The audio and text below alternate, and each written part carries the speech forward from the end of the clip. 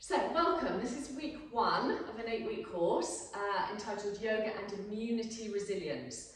So, over the course of the 8 weeks, we're going to be looking at different yoga poses and their benefits for the physical body and for the emotional system as well. Particularly looking at the benefits for the immune system as we head into winter. So we'll look at different types of yoga poses and their specific benefits, and then we're going to look at breathing exercises. We're going to look at some mindfulness stroke meditation techniques. We're going to also look at Yoga Nidra, which is a deep relaxation technique.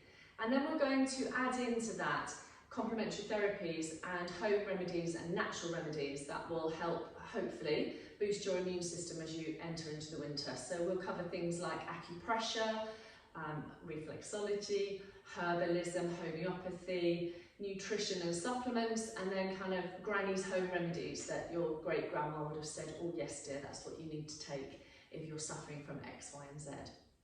So week 1 is all about the importance of an optimally functioning respiratory system, which sounds very grand. So what I want to think about is what yoga poses we can use or we can play with that are going to help improve your breathing. One of the first things we need to understand about breathing is that posture is very much related to breathing. So if our posture is compromised, then straight away our lungs are compromised because they're squished. It is one of my favourite expressions. So we need to think about sitting tall, standing tall, opening up through the lung space, and trying to imagine always that there's a piece of string literally suspending us from the ceiling or upwards to the sky. So there are certain muscles that work to help us breathe. There are primary and secondary respiratory muscles. And on your hand up, you get a list of resources. I've listed those muscles in case you want to look them up. But primarily, obviously, they're the ones involved in the neck, so attaching into the collarbones from your ear down, the sternocleidomastoid muscle, the scalenes. Then you've obviously got the pectoral muscles, you've got the deltoid muscles, you've got all of the respiratory muscles here, the intercostals, but you've also got down into your lower back and also into your psoas, which is attached to your diaphragm. So there are certain yoga poses that we can use to help improve the openness of your upper body, because if it's tight, if these muscles are tight and then the connective tissue is tight, that's not helping your breathing, okay? And your breathing, as we'll learn a bit later on, has a profound effect on the functioning of your immune system. So we're going to do several yoga poses to start with, and that will probably take, I would say, half an hour, maybe slightly longer. And then we're going to look at some specific breathing exercises to finish. All right, so I'm going to ask you to start lying down on your back with your feet on the floor and your knees about hip distance apart. And then just allow your arms to rest by your sides with your palms facing upwards. And close your eyes for a moment here. Just allow yourself to connect in with the floor. And do a little survey, really, for this first moment on how you're feeling physically. Are there any parts of your body that you might need to just take extra care of today? Are there any parts that perhaps need to open a little bit, or are there any parts that maybe feel a little bit weak that they need to become stronger? So one of the main ideas behind yoga is to bring the body back into a state of balance and ease, into homeostasis. So the tight bits that are restricting you will open, and the weak bits that are causing you trouble will strengthen, and everything will come back into balance. The challenge, of course, is that every time we do something, we have the opportunity to put ourselves out of balance, whether that's physically or emotionally. So let's do a few stretches just to get everything warmed up. So the first thing you'd like to do is to hug your knees, a hand on each knee, hug your knees into your chest. And then take your knees wide, let your elbows flop out to the sides, and I need to introduce you to the word flollop, which is a cross between a flop and a lollop. So you're going to rock from one elbow, you're going to push that elbow off, and then rock across to the other elbow. Your head is still on the floor, and you are just now flolloping. And what this is doing is just massaging into the back of the body, sending a bit of extra blood flow down to the spine, and you might feel if there's any certain tight bits across your back or into your shoulders, and your head's just gently rocking side to side at the same time. So we'll do that one more time, and then come back to the centre. We'll just open up the ball and socket joints of the hips by bringing the knees together and apart, so as if you are circling them, stirring two saucepans. And that's just getting that synovial fluid in the hip joint working. And then I'd like you to reverse the direction, so the same movement, the circular movement, but reverse the direction. And then just place your feet back on the floor, hip distance apart. And I'd like you to take your left ankle and cross it over your right thigh. And we're just going to do a little hip stretch here. So option one is your left hand presses your left knee away from you. That's your first option. And option two is you let your right foot come off the floor and you take your right hand around the back of your right thigh. So you've got your left knee pressing away from you and your right thigh coming towards you, and that should give you a stretch across your lower back and into the back of your left hip. If you want to go a little deeper, take your left hand through the hole between your legs, and so have both hands on the back of that right thigh. But watch as you do this, that hasn't made your shoulders hunch up or your chin lift up. So drop your chin down and relax your shoulders. And as you exhale now, you can encourage that right thigh a little closer towards you, and that should increase the stretch in your left hip. This is a really good stretch to do if you suffer from lower back pain or sciatica, as it reaches into the piriformis. So from here, I'd like you to release that right foot to the floor, put your left foot down and swap sides. So now the right foot is going across the left thigh, just below the knee. And then the first option is your right hand goes on the inside of your knee, you press that away. The second option is you pick up your left foot and you bring your left hand around the back of your left thigh and you draw that in towards you. So there's a little bit of left and right here. So the right knee's pressing away from you, the left thigh's coming towards you. And if you want to go a little deeper, the right hand then moves to behind the left thigh as well. But the shoulders relax, the chin drops down and your head stays on the floor. So as you exhale, you can encourage that left thigh a little bit towards you. And this is normally one of the first poses that we do in the warm-up that might highlight to you that one side of your body is tighter than the other. So if you're right-handed, chances are you pick stuff up with your right arm or shoulder or hip and balance it there. So this side might feel a little bit tighter, but you can work with that. So let's release that. Pop both feet back on the floor with the knees bent and take your arms out to the side at shoulder height with your palms facing upwards. And then let's just do a twist. So the knees are going to flollop to the right hand side. You're going to roll on your feet, knees over to the right, and your head is going to turn to the left. Option one, you just stay here. You're probably already feeling a stretch down through those intercostal muscles on that left hand side. You might feel it in the right side of your neck and down into your left hip and thigh. Option two, if you want to go a little deeper, is you take your right foot, which is the one at the bottom of your pile, onto the top leg, which is your left leg.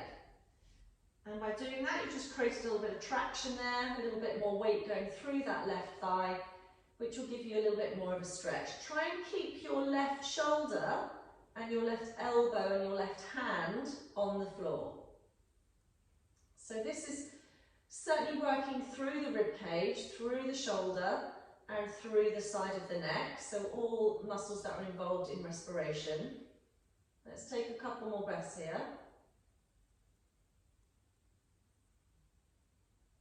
And then slowly bring the head back to the centre, bring the knees back to the centre, and place the feet back on the floor.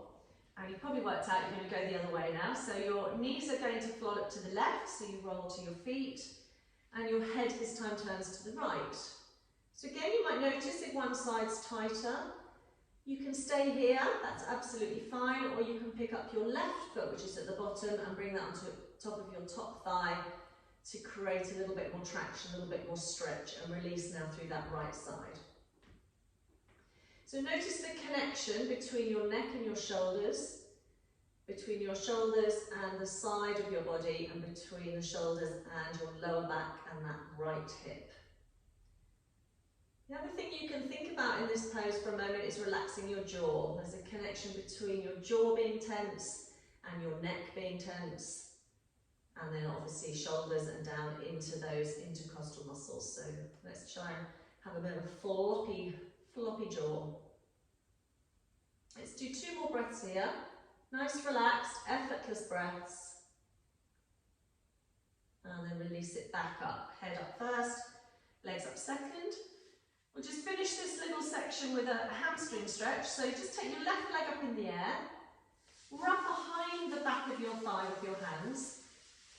You might as well do some work on your ankles. So just circle the ankle and point and flex the foot for a moment. And then run your hands up the back of your leg and just gently, as you exhale, drop your chin down and draw that left leg a little closer towards you. You're not trying to get your foot over the top of your head at the moment, you're just trying to release and stretch into your hamstrings and your lower back.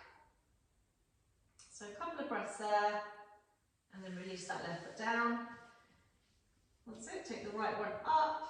Again, just warm up the muscle bar in the back of the thigh.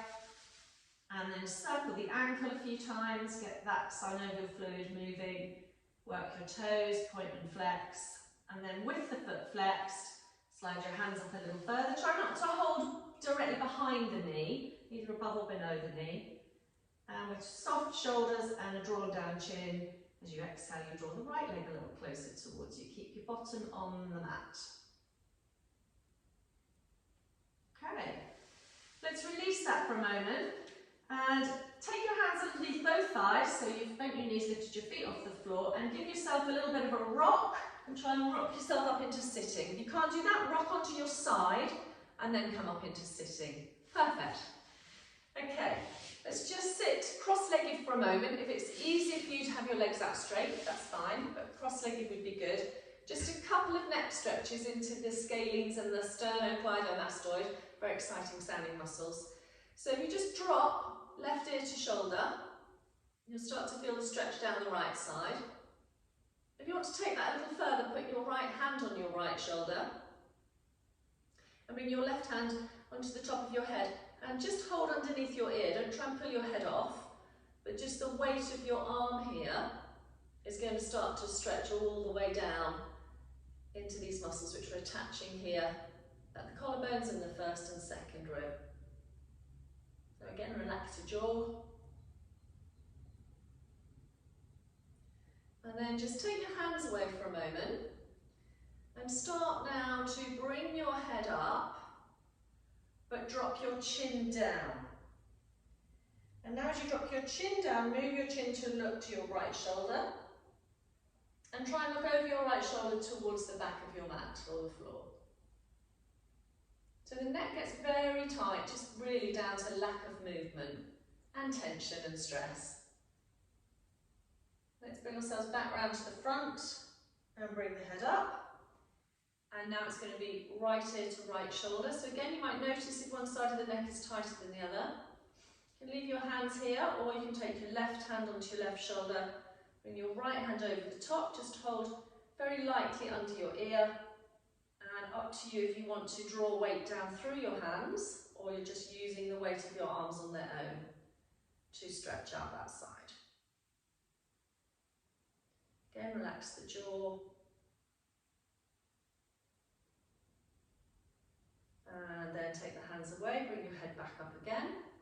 Draw the chin down towards the chest, but still sit up really tall here. So relax your shoulders down. Sit up as tall as you can, and now move your chin to look to the left shoulder. And see if you can look over that left shoulder to the floor. Fantastic. Bring everything back round to the side, to the front. And then come back up. Okay, so we're going to come on to hands and knees. So if you've got an issue with your hands, just be very careful how you place them. Try not to have all the weight at your wrists, have a sense of softness through your elbows. We're going to do cat pose, which is a brilliant pose to release tension in the spine. Think of all 24 vertebrae from the tip of your tail to the top of your head. two movements. The first movement, and you've probably seen a cat do this, is to arch your back. So my chin has gone to my chest, stretching the back of my neck. My tailbone is tucked under, and my kind of bra strap area is up towards the ceiling. And then the second move is I lift my tail upwards and my middle back goes down, and I let my head come up. But then I take my head forward and my tail backwards, so I've kind of made a U shape with my spine. And then I'm going to start to breathe in time with these movements. So I'm going to exhale as I do downward cat. I'm looking down, tucking my tail under, arching my back. And then I'm going to breathe in as I do upward facing cat, with my head going up and forward and my tail going backwards and up. I'm going to continue that a couple more times. Doing the downward cat, I can start now to engage my core muscles, which again are very important for respiration. I'm going to squeeze my navel into my spine at the end of that exhale. And then as I inhale, I want to feel my rib cage expanding, my belly expanding as I lift my head forward and up and my tail backwards and up. Maybe close your eyes and do two more of those. Nice and slowly. Exhaling, looking down. Inhaling, looking up. And then one more, exhale, looking down. And inhale, looking up. So our last warm-up pose is the downward facing dog. We're going to tuck our toes underneath this. If you have a problem with your hands or your wrists, you can do this on your forearms. So you can do what we call puppy dog, which sounds much cuter, just a bit stronger on your shoulders. So if you're on your hands, make sure your fingers are spread wide. You've not got all the weight in your wrists. You lift your knees up and you unfurl yourself. So bottom goes up towards where the ceiling and the wall joins. And you're looking down at your feet. Your feet are about hip distance apart. Your hands are about shoulder distance apart. And if your heels don't come to the floor, which mine don't, that's fine. You can kind of walk your jog on the spot slightly. So bend one knee to press the opposite heel down. The most important thing is you get a really good stretch in your back, so you shoot your bottom up to the ceiling. You have the opportunity again to release your neck, so you can turn your head side to side. And you feel a sense of openness through your shoulders and a bit of strength in your arms. So do another couple of breaths there before you come down.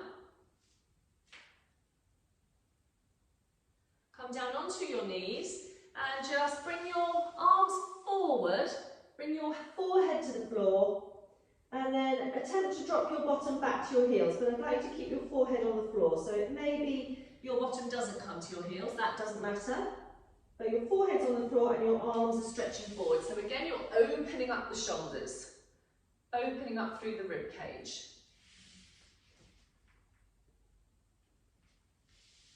Slowly, slowly, slowly, gently come up into kneeling. We're going to come to do our first yoga poses now. I mean, they were yoga poses, but they were our warm-ups. So we're going to slide onto our front. So the best poses to open up the chest and lungs are the back bends. And back bends are something that, as humans, we don't do very often. Most of our life is forward. So the first pose we're going to do is called the Sphinx. So think Egyptian Sphinx. I'd like you to position your elbows directly underneath your shoulders. So that needs to be shoulder distance apart as well.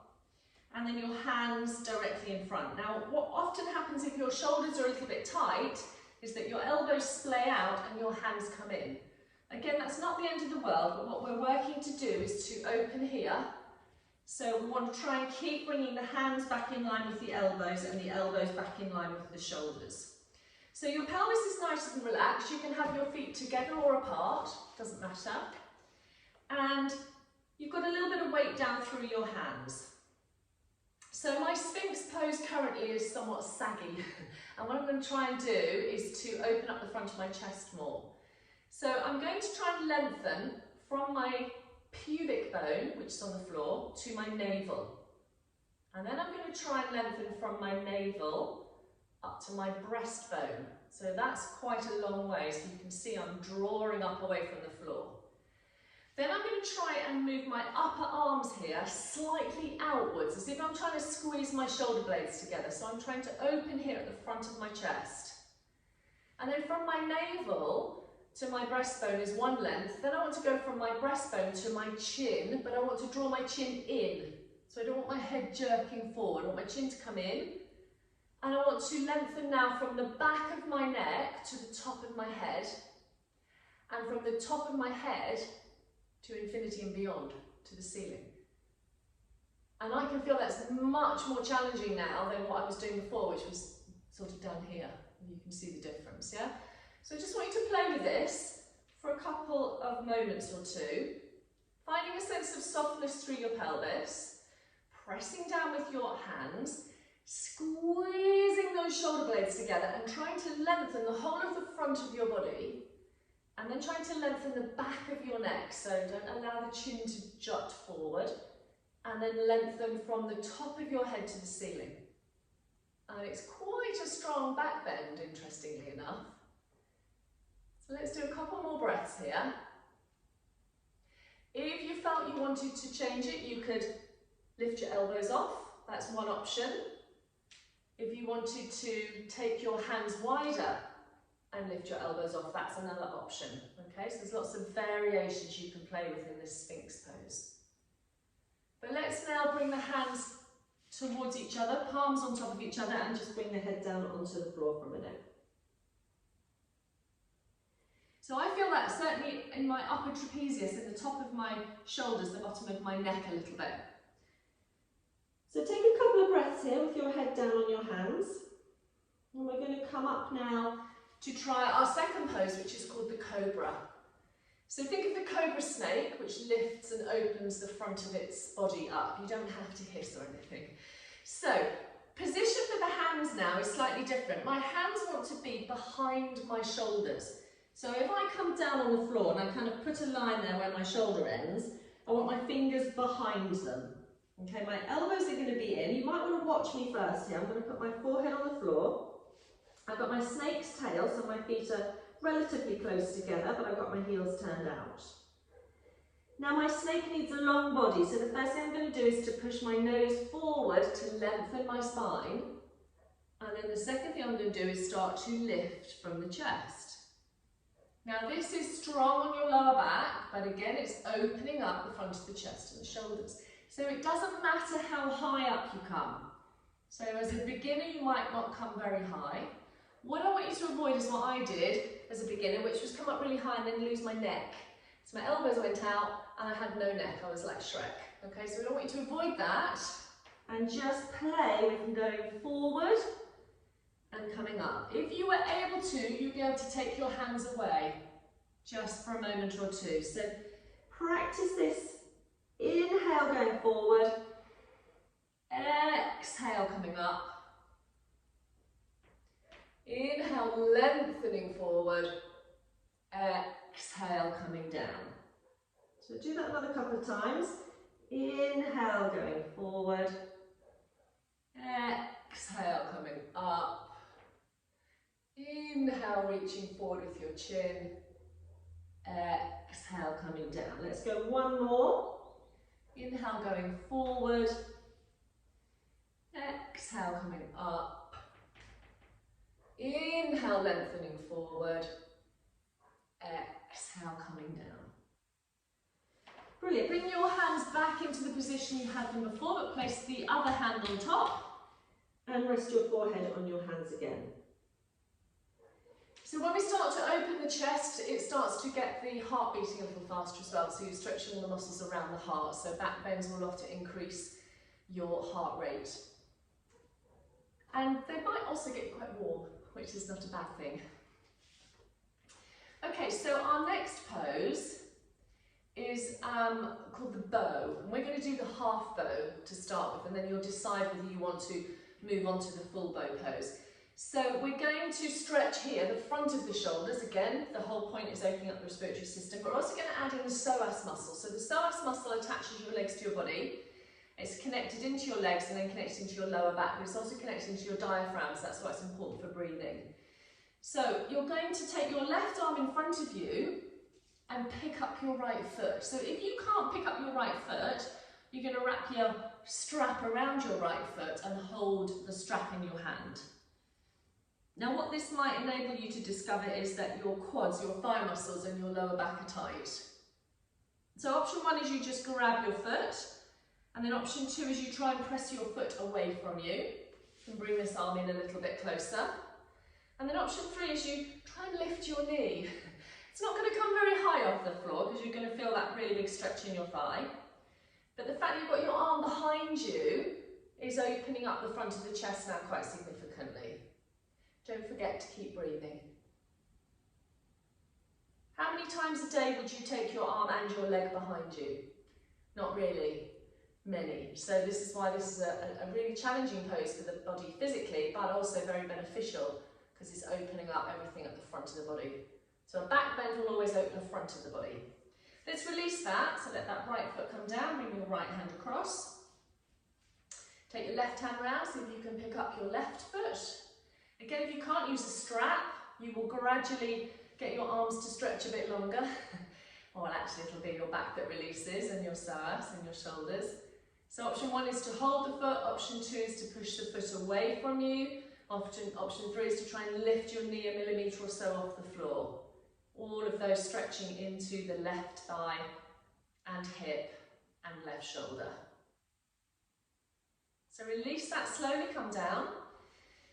You have a choice now to repeat that once on the right and once on the left, or to try both hands and both feet together.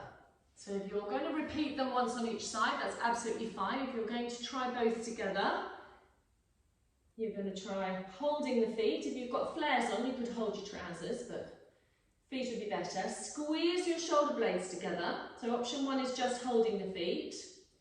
Option 2 is pushing the feet into the hands, and notice how that starts to open my shoulders. And option 3 is trying to lift the chest and lift the legs, and they're not coming up very high.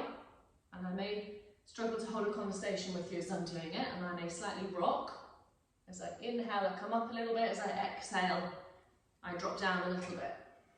So a big stretch now with the front of the body. Release it when you've had enough. Pop both hands on the floor again and pop your forehead onto the uppermost hand.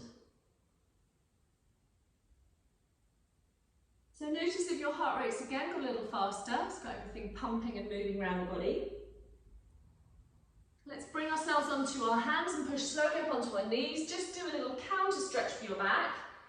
So bring your bottom back towards your heels, and then take your hands round beside you, palms facing up, and bring your head to the floor.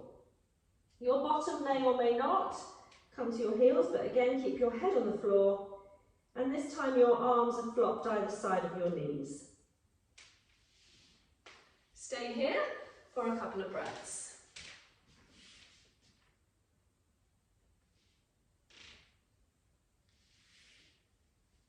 Okay, slowly, gently come up.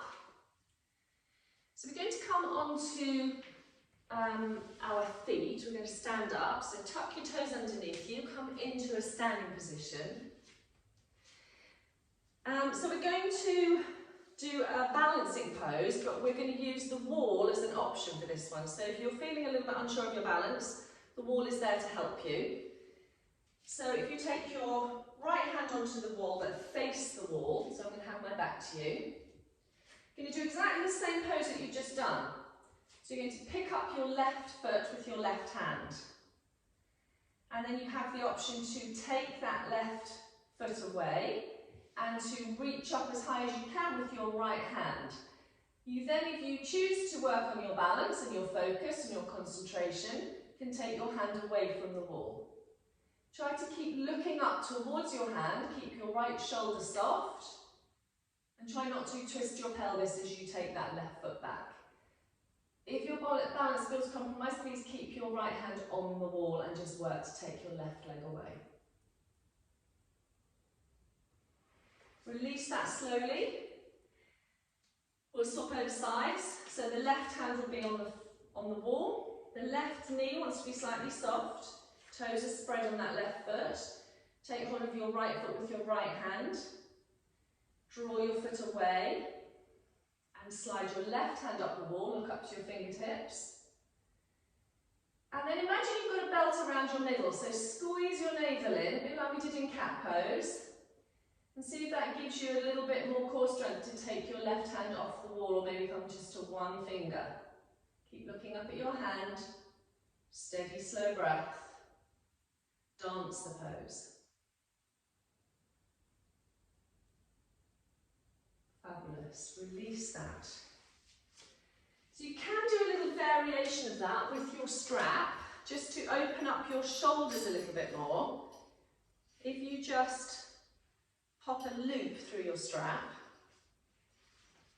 and then if you watch what I'm going to do with my left hand this time. So I've looped the strap around my foot, I'm going to wind the strap up a little bit, and now I want to turn my elbow upwards. So I call this the Dick Whittington pose because it's like I've got my knapsack on my back here.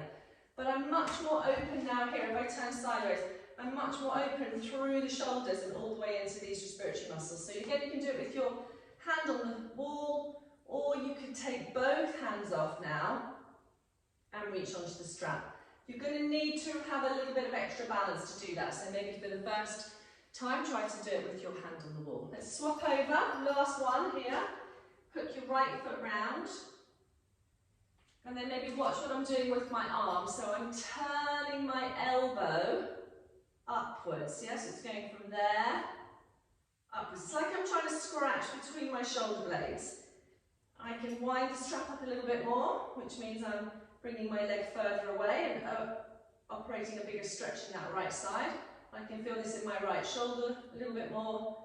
My hand can stay on the wall, or my right hand and left hand are both on the strap. And release it. So it's very similar to the pose we've just done, but obviously we can't do both legs at the same time, because that would be very, very clever. Let's come back down onto my knees. So we've got a couple of poses left to play with. I'm just going to undo my strap. This pose is a kneeling pose, so I've got slightly sensitive knees, so I'm like Blue Peter, I've prepared a cushion to put under my knee. Okay, so I'm going to have my right knee on the cushion and my left foot forward. I don't really want my knee cap on the cushion, I want that little padded bit above my knee. So I'm going into what we call in yoga a lunge. Yeah, so I'm lunging forward with my upper body and my pelvis. Once I've got that position, I'm going to try now and take my hands onto my thighs. So I want to do a little bit similar to what we did in Sphinx pose. Lengthen from the pubic bone to the navel to the breastbone to the chin. I want to draw my shoulders back and down, and then I want to take my arms around behind me and link my fingers together. To keep my balance, I need that left knee directly above my ankle, and I need to squeeze my navel in to support my back. So I'm trying to lift these arms up, they're not coming up very high. So option one is I'm staying here, just lengthening the whole of the front of the body. Option two is I'm taking my gaze point up to the ceiling, but watch because that affects your balance. Keep a steady breath. Trying to squeeze those shoulder blades together, opening out the front of the chest. Take your gaze point straight ahead now. Release your hands and draw them up. Link your fingers together again and press your palms up towards the ceiling. Again, option one, look straight ahead. Option two, look up to your hands. Option three, draw your hands a little further back. Crescent moon pose. And release it. Just fold forward for a moment. Straighten that left leg. Step back and we'll swap sides. So what you probably notice is back bends are alien, aren't they? Because you're taking your arms and your legs behind you. Most of the day, you've got your arms and your legs in front of you. And this time of year, being autumn when we're recording this, it's that time of year where everything starts to go into hibernation, so we end up starting to curl up, which is okay to conserve our energy, but it doesn't do our lungs any good. Okay, we need to keep everything open. So right foot forward this time. I'm on the left knee, not the kneecap, so I'm just moving my knee slightly back. I need that right knee above my ankle. So you could do this holding onto a chair on the side, yeah. Soften through the shoulders. Looking straight ahead.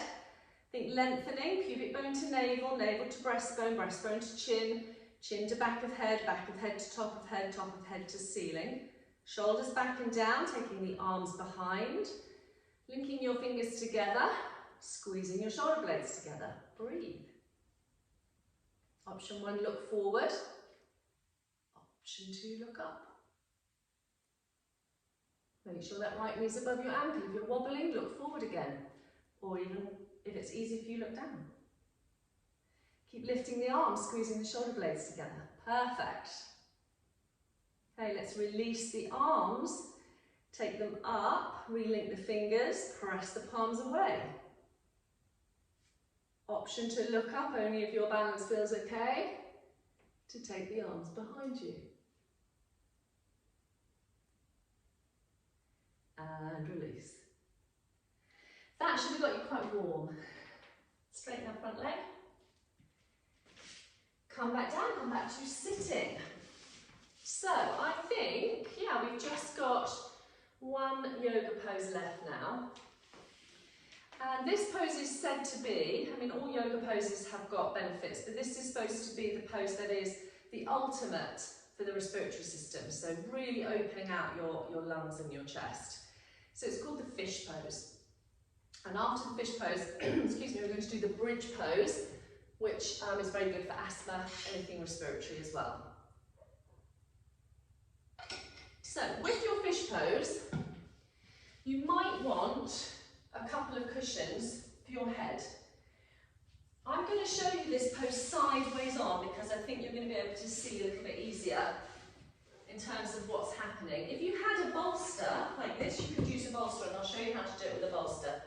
There is a video tutorial of this individual pose that I will send you to go into more detail. But I need to be sitting on my hands. So watch me come in and out of it first. I need to come onto my forearms. So the weight is in my arms and in my legs. My legs aren't lifting. Then imagine I'm being hooked like a fish, but by my breastbone, and then I'm letting my head release back. So my head isn't actually touching the floor. I've just let it rest on the cushion here, but I haven't done that. Can you see I've collapsed in now? So I'm pushing the weight through my arms to open out my chest and stretch my neck. Now to come out of it, it's easier if you just come down and release your neck rather than try to come up. So you can have several cushions underneath your back. You could do it with a block underneath your back, so you could come here and have a block there. The block is a little bit unforgiving. Or if you have a yoga bolster, you put your bolster there, that bra strap height, and you come back over your bolster. Okay, but a couple of cushions here is quite good for under your back, or you could have the cushions under your head and have your arms in the first position that I showed you. So get yourself set up in your fish pose. I'd like you to spend 6 breaths here, and make sure as you come out of your fish pose that you lift your head in your hands. So you need to support your head back. So if I was again to show you the first version front ways on, I slide myself back onto my arms, and then I lift my chest and let my head come back. But the weight is not in my head, it's in my arms, it's in my bottom, it's in my legs. Now this pose again is very alien because it's really asking a lot of your neck. There's not many times a day where you look all the way up to the ceiling or to the sky, and even further back than that. Maybe if you're a plane spotter or a stargazer or a rock climber or a painter and decorator, I'm trying to think of all the things where you look up, then you might do that more often. But most of us don't take much movement into the neck, and a lot of us nowadays, particularly the youngsters, are constantly looking down. So either at a screen because we're sitting at home and we've not got proper layout of our desk, so the screen is below our eye level, or even worse with the kids, they're looking down at their phone the whole time. That again is just causing everything to go forward and inwards, which is not going to help breathing and respiration. So after your 6 breaths, I would like you to very slowly come out of the pose, yes, supporting your neck, lie on your back please, in the first position that we came into, which was feet on the floor with the knees bent. And we'll finish our little yoga session with bridge pose. So the feet want to be balanced, hip distance apart. And then very slowly, you want to push your knees forward to lift your bottom up. So you've basically made a bridge. Imagine you have a toddler in the room and the toddler was trying to get underneath you. So you need that bridge to be nice and high. Your chest is coming up towards your chin. So your arms can stay here. Or if you want to open your chest a little bit more, you slide your arms underneath you and link your fingers together. And again, our theme is to squeeze the shoulder blades together to open up the chest. So you should be able to notice your breath now in this bridge pose. As you inhale, you will see your abdomen lift, and as you exhale, you will see it fall. Take 6 breaths in this bridge pose, and then very slowly move your arms back to the side if you've had them underneath you, and lower your back to the floor.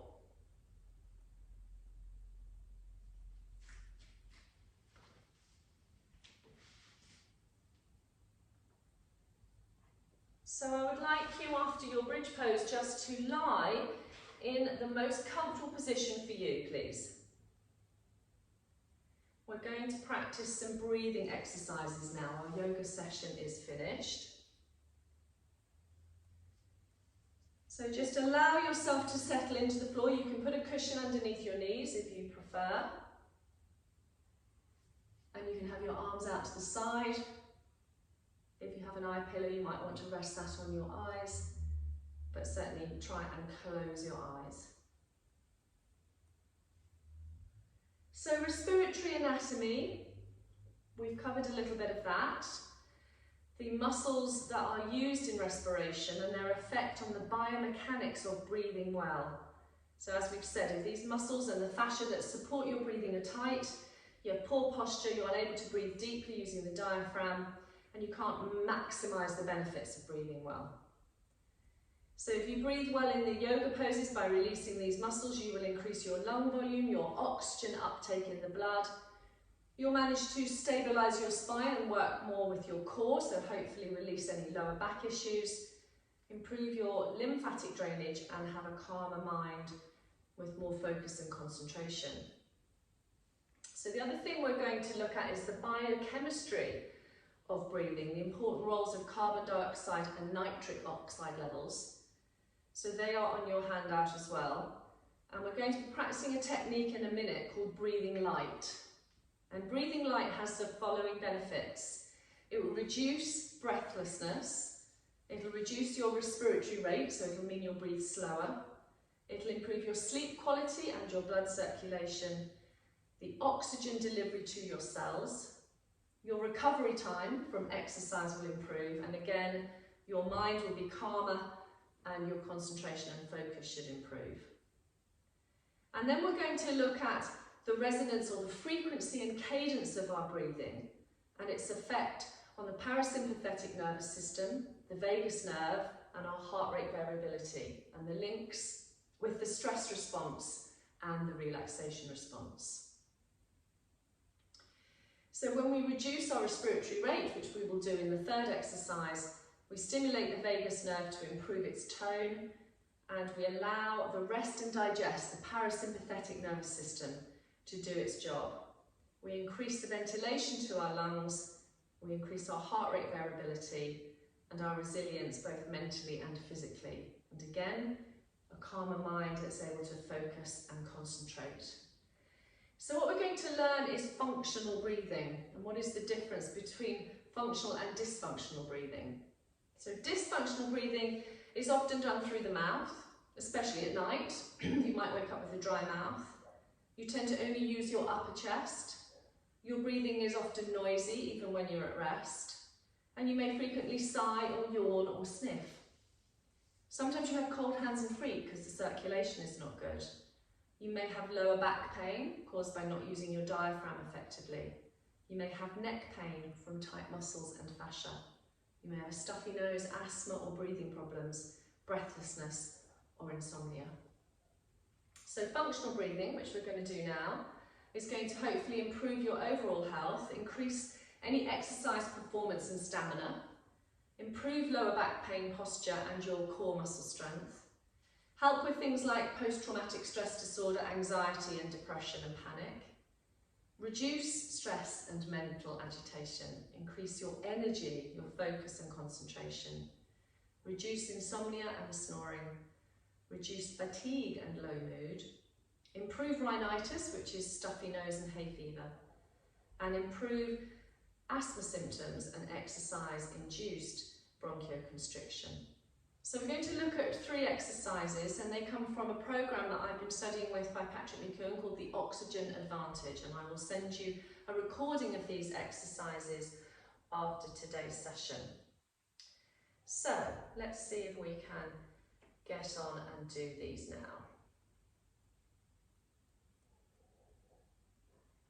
So allow yourself to completely relax now into the floor. There is nothing for you to do, there is nowhere for you to go. All you need to do is to give your body into the surface of the earth. Notice again if there are any parts of your body that need a little bit of extra TLC, and allow those to soften. Allow the earth to hold you. Step off your hamster wheel of thinking and try and focus just now on my voice and the breathing exercises that I'm going to ask you to try and do. Imagine, if you can, a piece of string gently lengthening your spine. Imagine and feel the space between your ribs widening. And with your mouth closed and your jaws relaxed, just breathe normally in and out through your nose. Place your hands wherever they are comfortable. Observe your breath as it enters and leaves your nose. Focus on the airflow as it moves in and out of your nose. Feel the slightly colder air entering your nose, and feel the slightly warmer air leaving your nose. Just really concentrate on the air as it enters and leaves your nose. Use this as a measure of your concentration. For how long can you hold your attention on your breath before your mind wanders? If you notice the mind wandering a lot, then this exercise will considerably help improve your concentration. Just keep bringing your attention back to your breath. It's normal for your mind to wander. Think of it as a slightly naughty puppy that's trying to learn to sit. Just bring it back to your breathing. You may feel your chest move up and down. Don't try and adjust anything, just become aware of your breathing. And when you feel able to follow your breathing, just take a slow breath in through the nose and allow a slow, gentle, relaxed breath out through the nose. Start to slow down the speed of the air as it enters and leaves your nose. Breathe in a slow and gentle manner. The breathing should be very light, quiet and still. You slow down your breathing so that you really feel hardly any air entering and leaving your nostrils. Your breathing becomes so quiet that the fine hairs within your nostrils barely move. Your breath is so light that there is hardly any movement inside your nose. At the top of that inhale, bring a feeling of total relaxation to your body. And then just give permission for that slow, soft, relaxed breath out. Slow and effortless. It's very important not to consciously interfere with your breathing or restrict your breathing. Don't tense your stomach. Just allow yourself to breathe so lightly, so quietly. You'll probably find that your breathing volume should now be less than what it was before you started. The goal here is to feel or to want a little hunger for air, to have a feeling that you would like to take in a bigger breath, but once again you just take in a very slow breath, almost as if you are hardly breathing. And as you breathe out, bring a feeling of relaxation to the body, allowing the air to leave the body effortlessly. A slow breath in and a relaxed breath out.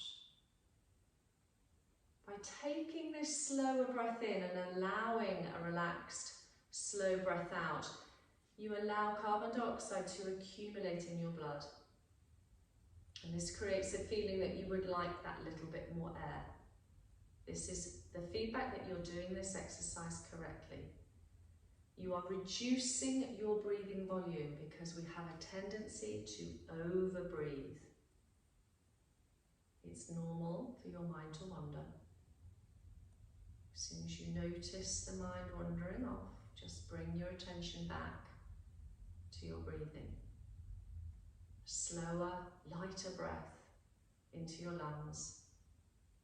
And as you breathe out that feeling of total relaxation, allow the air to leave your body effortlessly. Don't hold your breath, don't freeze your breathing. Just allow your breathing to soften with that very slow, quiet, light breath in. And that gentle, relaxed, slow breath out. Feeling that total relaxation as the air leaves the body effortlessly.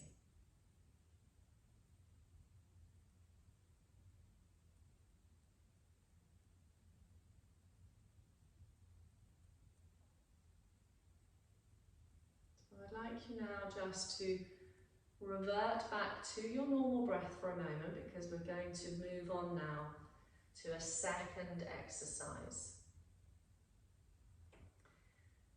So this is to try and improve the breathing with our diaphragm, which is going to give us much more, much greater benefits in terms of calming, slowing the breathing down and drawing the air deeper into the lungs. Also help for postural control and to stabilise the spine. So again, imagine that piece of string gently lengthening your spine, and imagine and feel the space between your ribs widening. And this time I'd like you to place your hands on either side of your body at your lower two ribs. And I'd like you to bring the air now deep into your lungs. As you breathe in, feel your ribs expanding outwards.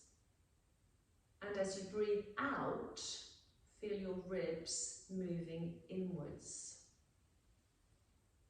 So it takes intra-abdominal pressure to allow the ribs to come outwards. You're taking fuller breaths, but fewer of them. And a fuller breath will help stimulate the vagus nerve. As you breathe in, feel your lower ribs moving outwards. And as you breathe out, feel your lower ribs moving inwards. On an inhalation, your diaphragm moves downwards and the intercostal muscles move outwards. This generates this abdominal movement. As you breathe in, feel your ribs expanding outwards. As you breathe out, feel your ribs moving inward. There's no need to hear your breathing. Just allow your breathing to be slow and light, but deeper.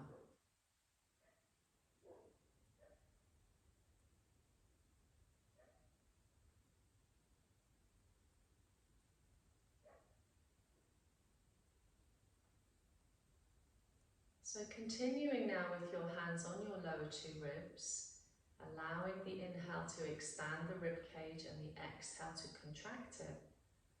We're going to move on to slow the breath down now. And what this will do is allow us to release even more and to start to stimulate the relaxation response. So the blood pressure and the heart rate will lower, and the cortisol and adrenaline levels will also lower. So the ideal timing of each breath now that you take is an inhalation for 4 seconds and an exhalation for 6 seconds. So still with your hands on your lower two ribs, and as you breathe in, feeling your ribs moving outwards, and as you breathe out, feeling your ribs moving inwards. To pace your breathing, I would like you to breathe in for a count of 4 seconds, and then to breathe out for 5 seconds, but to pause after that for 1 second. So it'll be in, 2, 3, 4, out, 3, 4, 5, 6, pause 1 second. In, 2, 3, 4, out, 2, 3, 4, 5. Pause for 1 second. In, 2, 3, 4, out, 2, 3, 4, 5. Pause for 1 second. In, 2, 3, 4, out, 2, 3, 4, 5. Pause for 1 second. Just continue with this. As you breathe in, still feeling your ribs moving outwards. As you breathe out, feeling your ribs moving inwards. The breath is still light, quiet, but now it is a little slower as well as deeper. If the mind wanders, bring it back to the inhale and the exhale and the pause. Bring it back to the rib cage expanding and contracting. And bring it back to the lightness, the softness, the quietness of your breath. Just allowing your body to breathe itself.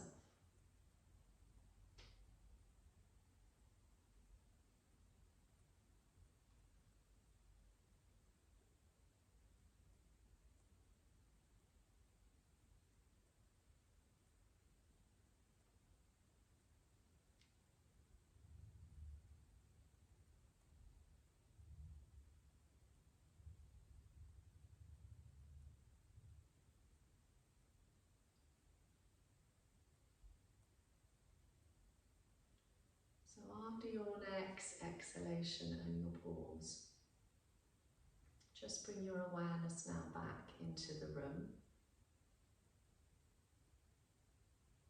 And as you slowly open your eyes, decide whether you feel the need to just wriggle your fingers and toes, or whether you would like to have a ginormous stretch, or whether you just want to hug your knees into your chest again and have a little flollop from side to side. But eventually I'd like you just to roll onto your right hand side.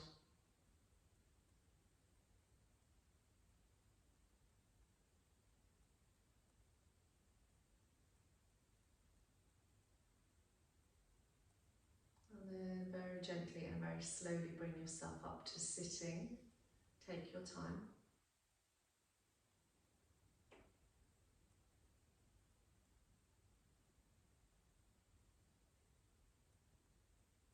So the end of our session now for today, but just to explain that I will send you a handout which will have the poses that we've covered today and a link to some videos. I will do a recording of the breathing exercises for you to then work with, and a couple of extra resources for this week's session, some acupressure points to stimulate and support good lung function. So an interesting article written by a Chinese acupuncturist, specifically looking at how we can boost lung function heading into the winter, particularly with everything that's going around at the moment. And then an interesting article on mucus forming foods. Sometimes, if we have a cold or a respiratory illness, mucus builds up in the system. So there are certain foods that you can avoid and certain foods that you can take to break that down. Interestingly enough, a lot of performers, a lot of actors and singers don't eat many mucus-forming foods, certainly not a lot of dairy. They can't afford to be all hunged up. And then a lovely, interesting article on the benefits of honey, because it's the time of year now where hot honey, lemon and ginger is going to boost your immune system and keep you going throughout the autumn and winter months. So I will get those over to you in the next 24 hours, and if you have any feedback, please let me know. But I'm going to end the recording.